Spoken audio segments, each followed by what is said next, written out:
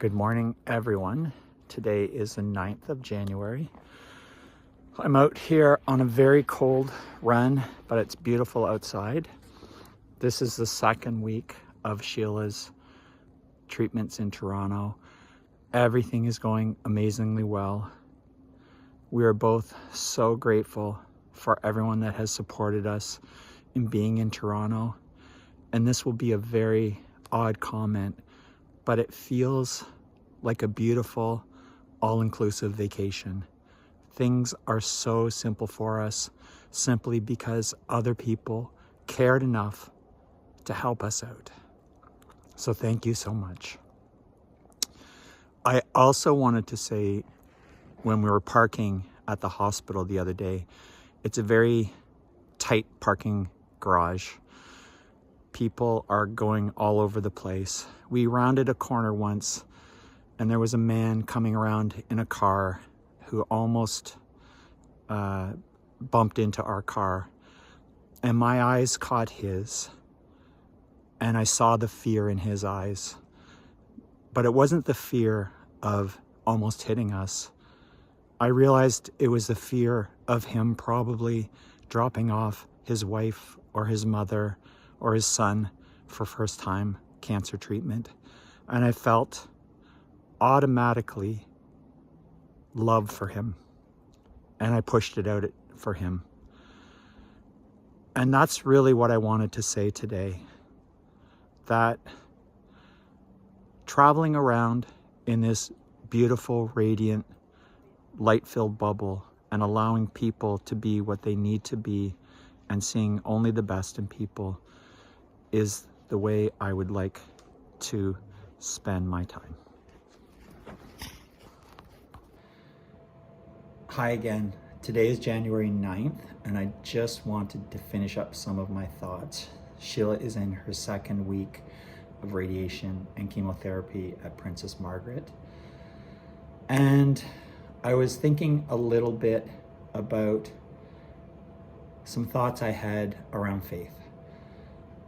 The fact that it's easy to have faith, except when we're faced with adversity. And generally, that's when everything goes off the table and we're thrown back into a panic. And I realized that what is the underpinning of all of this is all of the weeding and feeding that Sheila has done to her garden over the decades, and I've done to my garden over the decades. It's not the idea of faith over fear. It's the idea that the underpinning of who we are as people is what we tell ourselves, how we treat ourselves, how we treat others, the things that we read, the things that we watch, and the things that we learn about each other and ourselves as children and as adults. So we've often described Sheila as thriving, and people sometimes are not understanding of that because they wonder how she can possibly be thriving. And I would say surrender, which is an interesting word, is not giving up. It's giving into the mystery and the splendor of the moment. And truthfully, living this way, simply, with purpose, is such a beautiful way to live.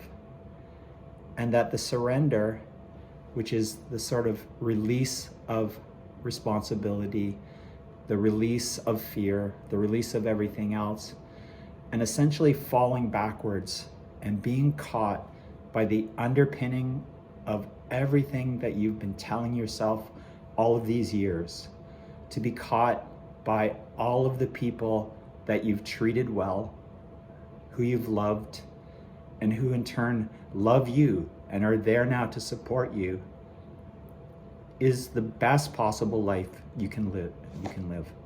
So essentially, I am looking at this radiation portion of Sheila's treatment as the radiant portion, because it is absolutely allowing her to radiate love, to radiate joy, to allow herself to be infused with this wonderful science that is helping her.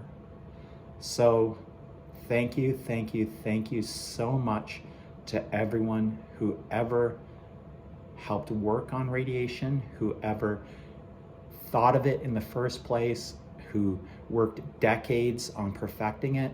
We are so grateful to you, and Sheila is absolutely radiant.